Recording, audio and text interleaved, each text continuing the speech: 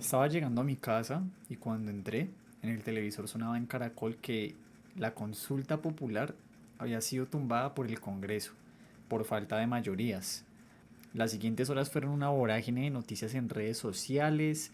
Por un lado hubo indignación de algunas personas y por otro lado hubo aprobación y se celebró esa decisión. Espere. ¿País más feliz del mundo?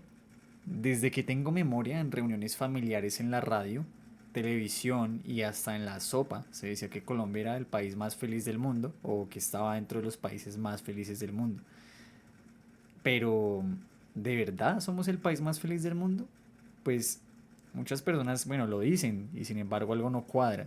Por ejemplo, las cifras de países más felices del mundo ubican a Colombia más allá del puesto 60 y las cifras en salud mental revelan un panorama muy complejo. Según el análisis de situación de salud mental del 2024, los problemas de salud mental han aumentado. Conductas problemáticas como el suicidio, los trastornos por el consumo de sustancias psicoactivas, ansiedad y depresión han aumentado en los últimos años.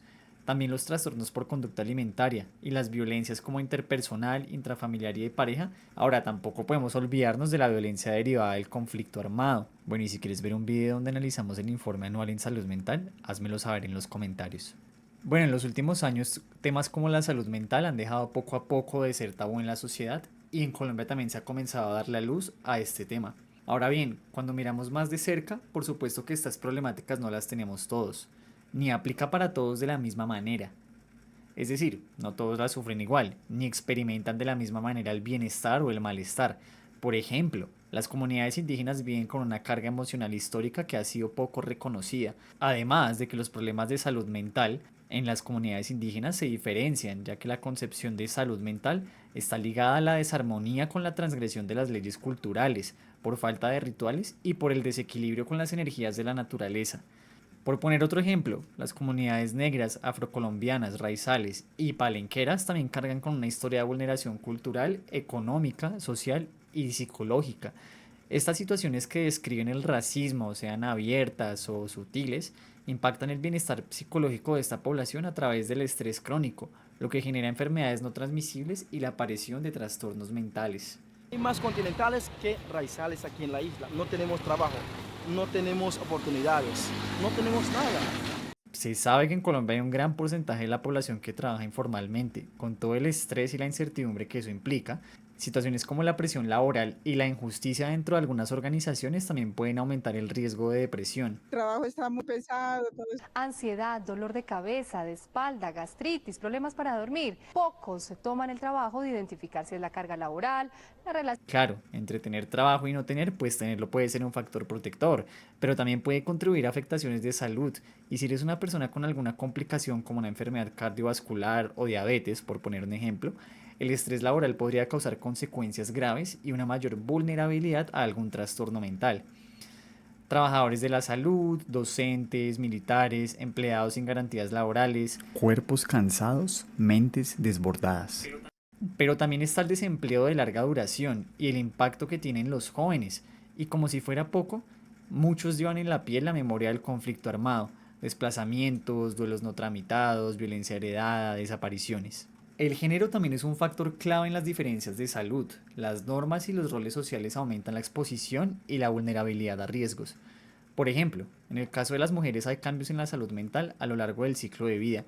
En el caso del embarazo y los años posteriores al parto, hay cifras como que una de cada 5 mujeres puede presentar un problema de salud mental como la depresión y la ansiedad. Otras situaciones como el estrés laboral, el acoso en el lugar de trabajo y el conflicto que pueden tener entre familia y su trabajo es perjudicial en la salud de las mujeres. Últimamente la sociedad le impone mucho a la mujer cómo se viste, cómo debe verse, cómo debe estar físicamente. También hay otro fenómeno como las violencias de género. Se han vuelto más visibles en los últimos años, están dejando de ser tabú, pero aún así los casos de violencia son alarmantes. Ahora, en el caso de los hombres, también hay una fuerte herencia histórica de una masculinidad que está desconectada de las emociones y la vulnerabilidad. Esto también impacta profundamente en la salud mental, pues impide la búsqueda de ayuda profesional y de apoyo social. Se ve mucho en el caso de los hombres como ellos se niegan lo que están sintiendo y terminan por decir que es mejor no buscar ayuda porque los hace verse como débiles. Durante años sucedía y crecí con la mente nublada. Por otro lado, las personas LGBTQ+ enfrentan rechazo, exclusión y miedo en varios ámbitos de su día a día como en el trabajo, en la calle y en colegios. El enfoque de salud mental para este grupo es limitado. En las zonas rurales, la atención psicológica no llega o llega tarde. La concepción de salud en general y de salud mental difiere. Las problemáticas de esta población tienen que ver más con su arraigo con el territorio y la relación con la naturaleza. Porque no ha habido una reforma agraria integral, porque no se han reconocido los derechos de los campesinos y campesinos dentro de la Constitución política colombiana. Y bueno, todavía me quedo corto. Podría seguir con otras poblaciones que también experimentan problemas de salud por diferentes motivos. Personas con discapacidad, niños, niñas y jóvenes, personas mayores, habitantes de calle, migrantes y refugiados. Todo esto está registrado en cifras oficiales que intentan capturar este malestar para crear programas de intervención y de cuidado. Pero estas cifras en sí mismas se quedan cortas, pues si bien son números que pueden ser elevados, podemos detenernos a pensar un poco en lo que implica cada una de estas cifras. Y ahora bien, uno se puede preguntar, ¿por qué? ¿Por qué se ha insistido tanto con la idea de que somos uno de los países más felices del mundo?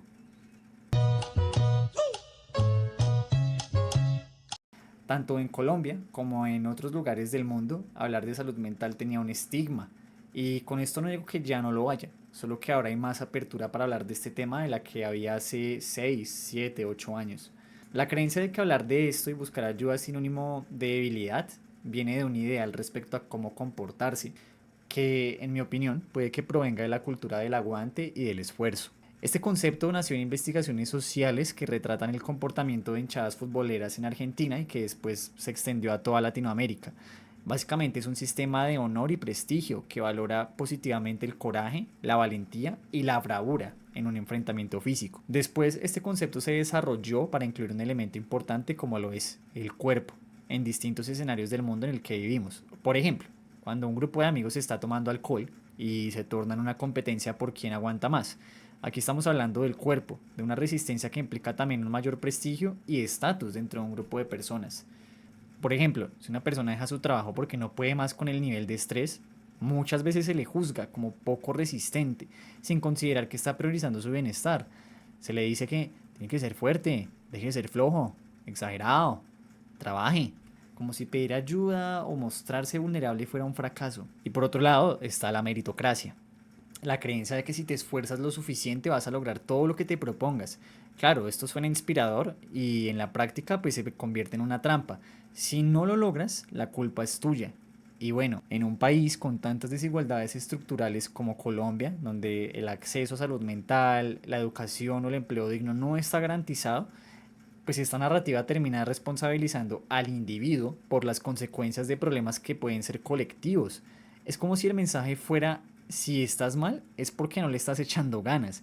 Entonces la pregunta es, ¿cómo nos sentimos aquí? Bueno, después de hablar de lo que se espera de nosotros, que seamos fuertes, que seamos felices pase lo que pase, y también de exponer datos sobre la salud mental actualmente, también vale la pena preguntarnos cómo nos sentimos realmente, qué emociones están debajo de la superficie. Y bueno, hay quienes sueñan con irse del país, hay personas que sienten que aquí no hay espacio para crecer o para vivir con dignidad, para construir un futuro. Para muchas, emigrar no es una decisión a la ligera, es una salida a un malestar profundo que se ha vuelto cotidiano. Pero también hay quienes eligen quedarse o que les toca. Y quizá quienes eligen no lo hacen por conformismo, sino por un deseo sincero de transformar lo que duele, de apostarle a un país distinto, aunque eso implique cargar con una frustración, con el miedo, con la incertidumbre. Entre esas dos posturas, irse o quedarse, yo creo que hay algo en común: está el cansancio, la tensión emocional de vivir en un lugar donde la esperanza a veces parece un acto de resistencia. Y en medio de todo eso, las narrativas se cruzan. El si se puede, el esto no va a cambiar nunca, el hay que luchar por lo nuestro, mejor me voy mientras pueda. Y todas estas son válidas. Todas hablan de lo que significa habitar este país emocionalmente. Lejos de romantizar todo esto, es claro que la resiliencia ha sido una constante en el comportamiento de muchos colombianos y latinos. En Colombia, la resiliencia a veces se convierte en un acto cotidiano. Por ejemplo, la madre cabeza de hogar que saca adelante a sus hijos con un salario mínimo o con incluso menos. El joven que estudia de noche, trabaja de día. Sí, claro, hay quienes desean quedarse a mejorar el país, a resistir desde el amor a esta tierra, desde la conexión con la gente, desde la naturaleza, desde el folclore, la música, el arte. La resiliencia puede ser una forma de esperanza, de resistencia viva, de apostar por lo colectivo, por un futuro mejor. Pero también hay que mirarla con ojos críticos, porque si todo se reduce a ser resiliente, a resistencia, pues corremos el riesgo de normalizar lo inaceptable, ¿no? Es importante seguir soñando, claro, pero también es importante entender que la transformación real no depende solo de actitudes individuales, sino de cambios estructurales, y que exigir condiciones más justas no es lo opuesto a la resiliencia, sino más bien su evolución. Entonces, ¿es Colombia un país feliz? La respuesta no es tan simple como un sí o no. Colombia es un país de contrastes, de sonrisas que son amplias en medio de un entorno caótico, de gente que tiene esperanza en medio del cansancio, de comunidades que resisten y sueñan, incluso cuando las condiciones no lo permiten. También es un país donde muchas personas se sienten solas, angustiadas, invisibles, donde muchos han sido también desplazados o violentados, donde hablar de salud mental sigue siendo muchas veces un tabú. Entonces uno se pregunta, ¿qué significa ser feliz acá? Felicidad es resistir con alegría, es poder descansar sin culpa, es tener condiciones dignas para vivir o es aprender a ser fuerte en la adversidad. Y yo te pregunto a ti, ¿crees que Colombia es un país feliz? ¿Hay algo que podamos hacer desde lo individual para cambiar estas realidades en salud mental? ¿Y qué necesitamos hacer colectivamente para garantizar que la salud mental no es un lujo, sino un derecho?